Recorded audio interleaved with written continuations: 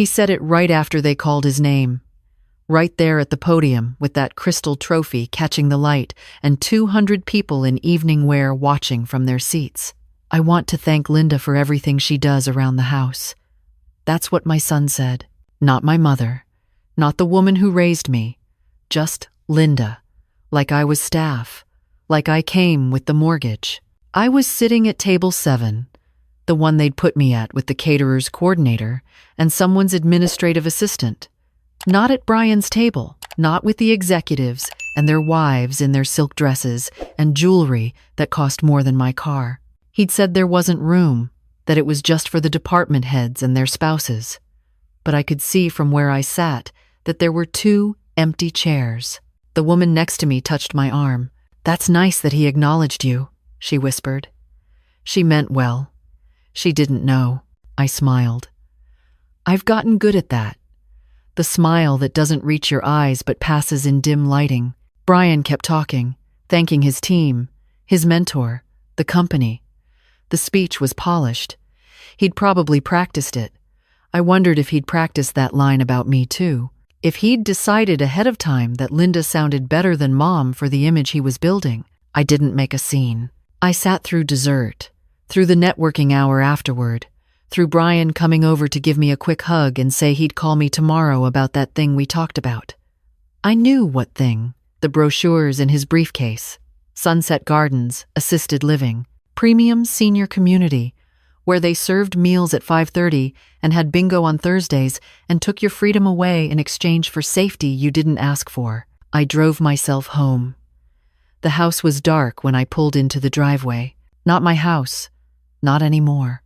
I'd signed it over to Brian 3 years ago when he said it would help with his taxes, with his mortgage application for the bigger place in Riverside. "It's still yours, Mom," he'd said. "This is just paperwork." But paperwork has a way of becoming real. I'd raised him in this house. Thomas and I bought it in 1985, a week after Brian turned 2. 3 bedrooms, oak floors, a backyard big enough for a swing set. We'd painted every room ourselves.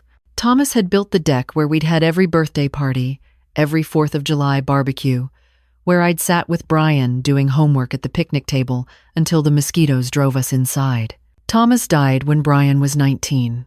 Quick. A heart attack in the parking lot of the hardware store. He'd been buying supplies to fix the loose board on that same deck. I found the receipt in his wallet later. 6 wood screws and a bottle of wood stain. He never got to use them.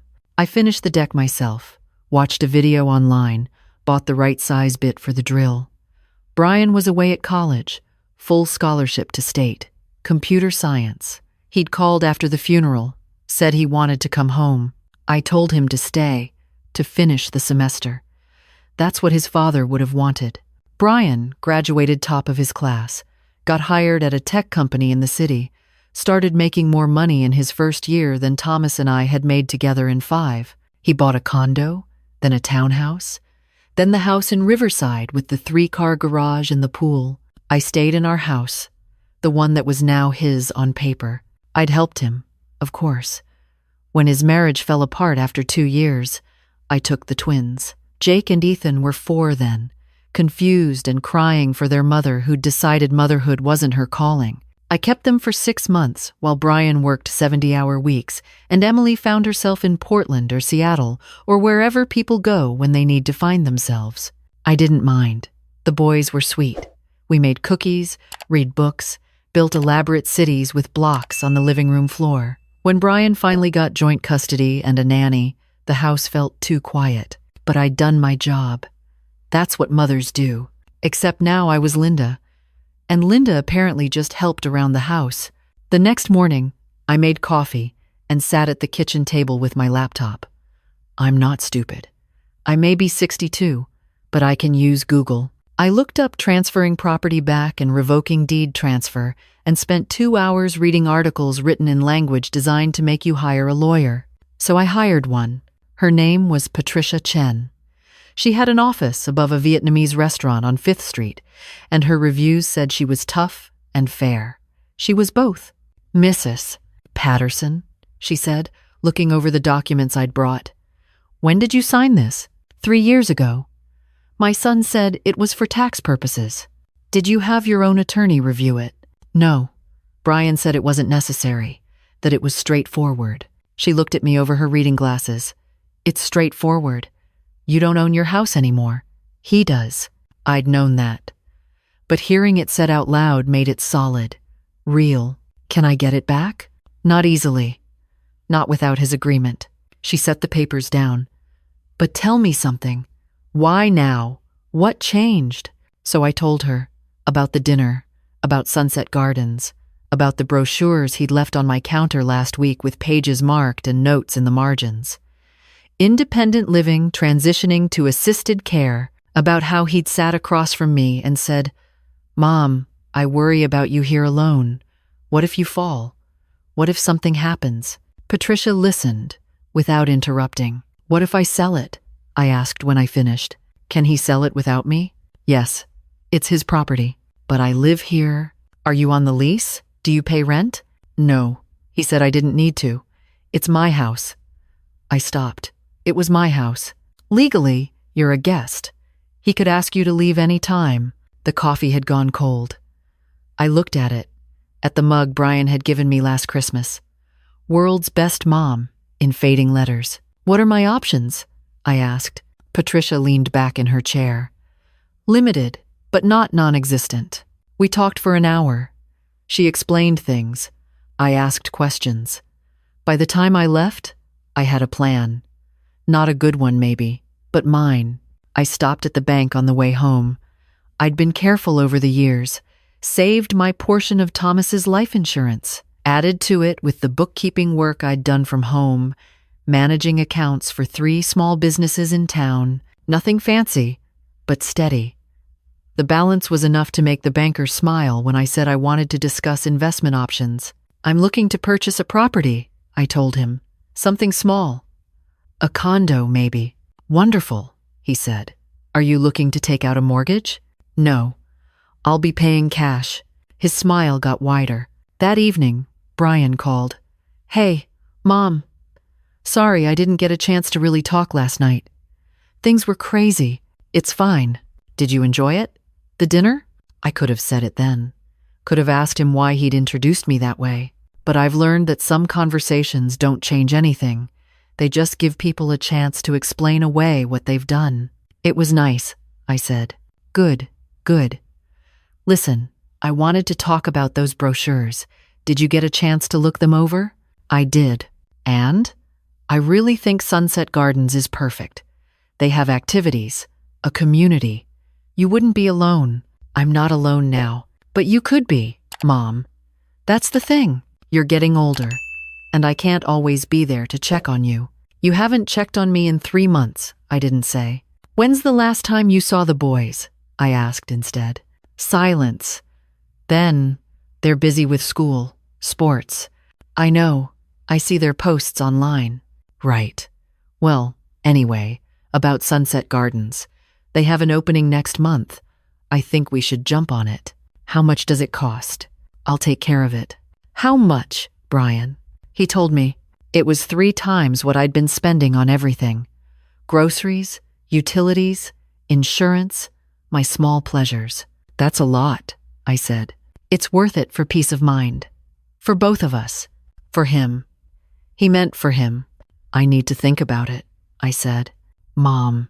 His voice shifted. The patient tone. The one you use with children and old people who don't understand what's good for them. "I've already put down a deposit." I closed my eyes. "You should have asked me first." "I'm asking now." "No, you're telling me." Another silence. Longer this time. "I don't want to argue," he finally said. "Let's talk this weekend. I'll come by." All right. But I already knew what I was going to do. The condo was in a building near downtown. 10th floor, 2 bedrooms, a balcony facing west. The sunset view sold it. That and the fact that it was mine. My name on the deed, no one else's. I signed the papers on Friday. Moved in on Sunday. I didn't take much. Clothes, books, the photo albums Brian had never wanted to look through. Thomas's watch, the quilt my mother made, the coffee maker that still worked after 20 years. I left the furniture. Brian could keep it or sell it. I didn't care. I didn't tell him I was moving.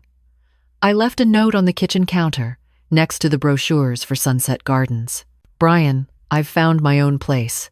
The key is under the mat. Linda. He called 17 times that day.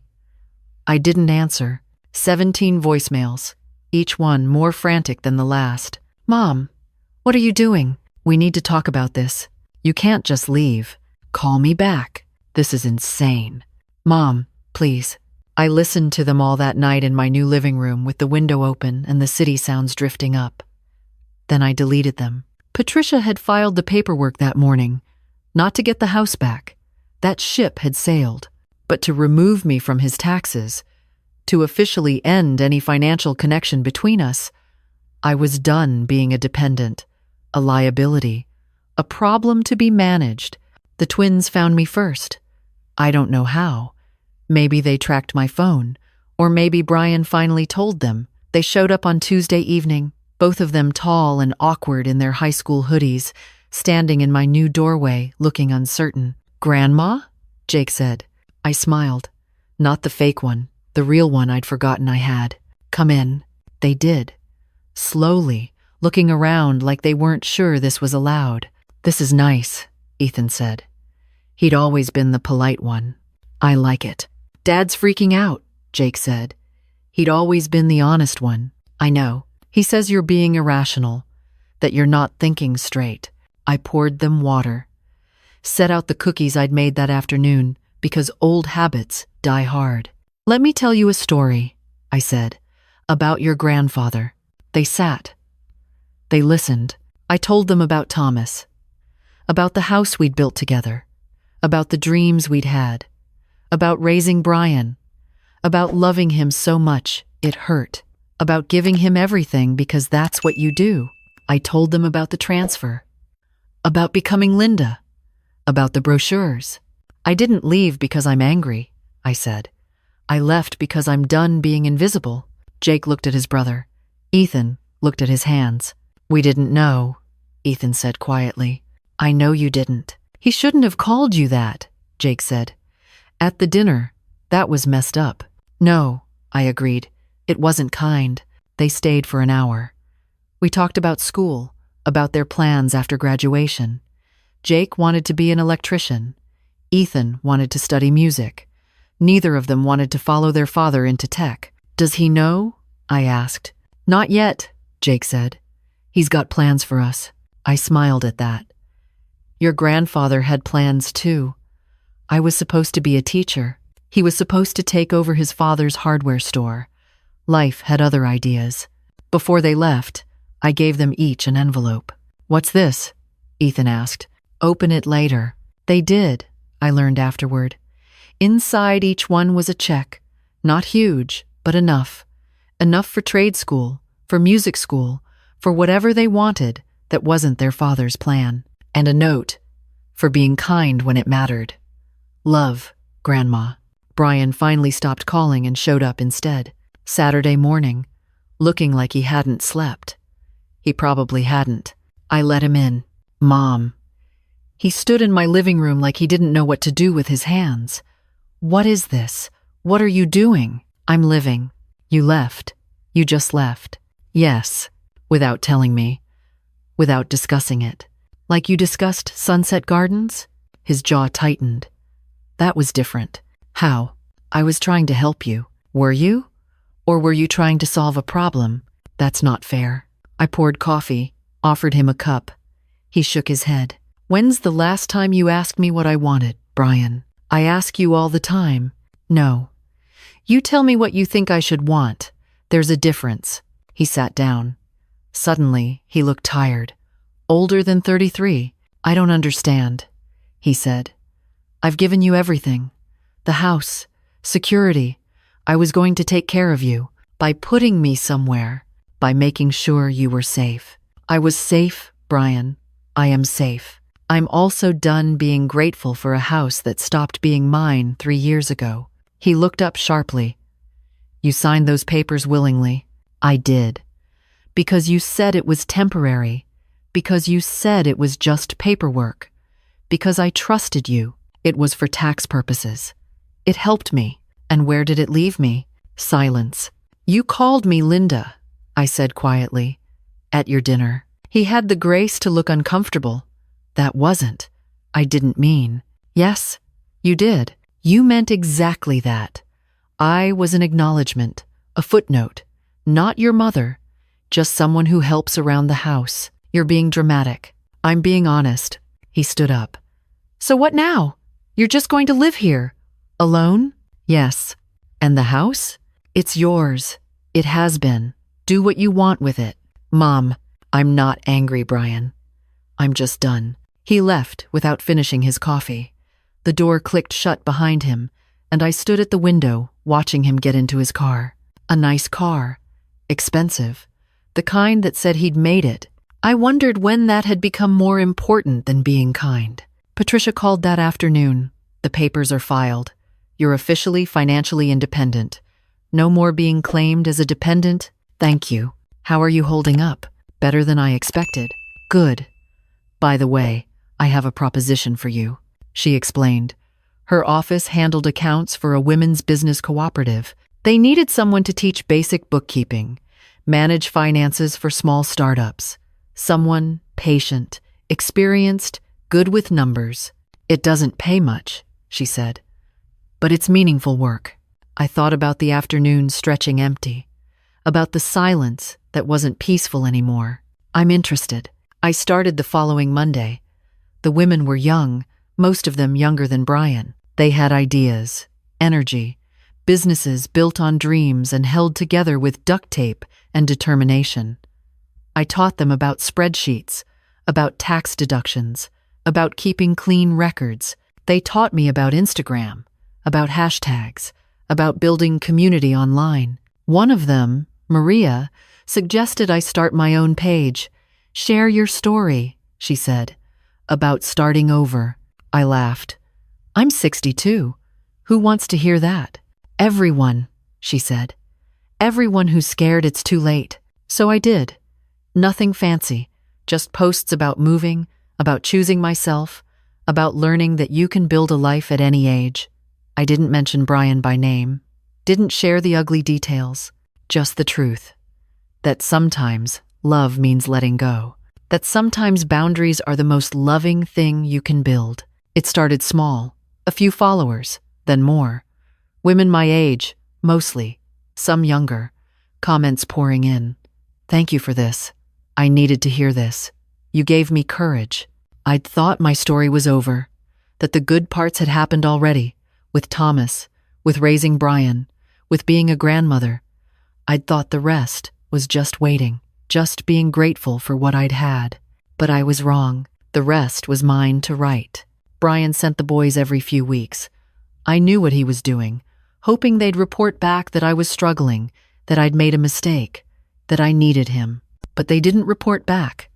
They just came, helped me hang pictures, build a bookshelf, figure out my streaming services. Jake brought his toolbox and fixed the loose handle on my balcony door. Ethan brought his guitar and played me songs he'd written. Dad asks about you, Jake said one afternoon. I know. He doesn't understand why you left. I know that too. Do you miss him? I thought about it. Really thought. I miss who he was, I said. I miss the boy who used to help his father on the deck. Who cried when we watched Old Yeller? Who called me every Sunday from college just to hear my voice?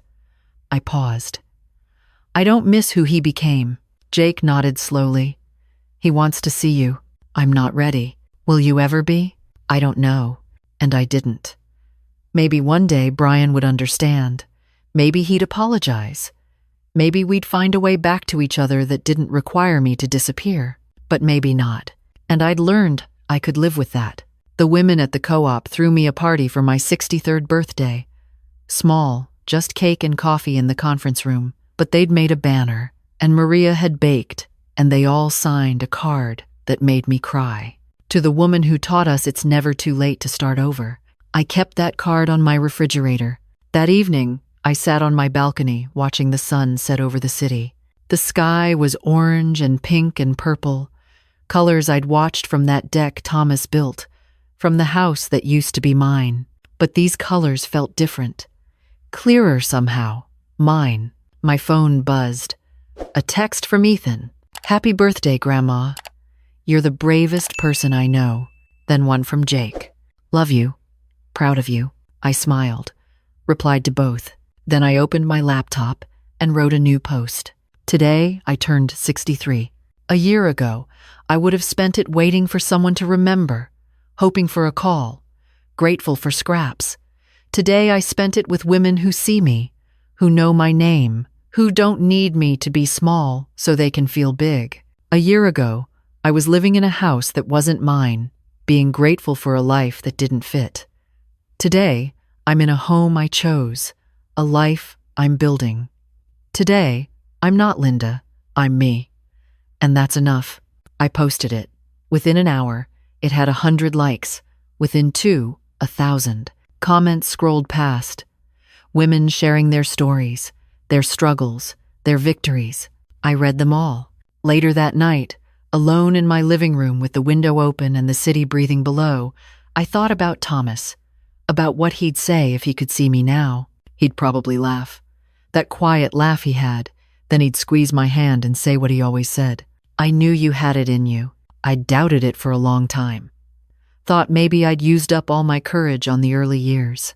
On raising Brian, on surviving loss, on being strong when strong was the only option. But I was wrong about that too. Courage isn't something you use up. It's something you find again. In different rooms, in different cities, in different versions of yourself. I found mine on the 10th floor of a building near downtown, in a condo with a west-facing balcony and a door that locked from the inside. I found it in the word no, and in the word enough, and in all the space between them. I found it in choosing myself. And I learned that's not selfish. It's not cruel. It's not abandoning the people you love. Sometimes it's the only way to save yourself. Sometimes it's the bravest thing you can do. Brian never apologized. Not really. He sent flowers on Christmas, called on Mother's Day. The conversations were polite, surface level. "How are you?" "Fine." "How are the boys?" "Good." He sold the house. Sent me a check for half, which I hadn't expected. Maybe it was guilt. Maybe it was something else.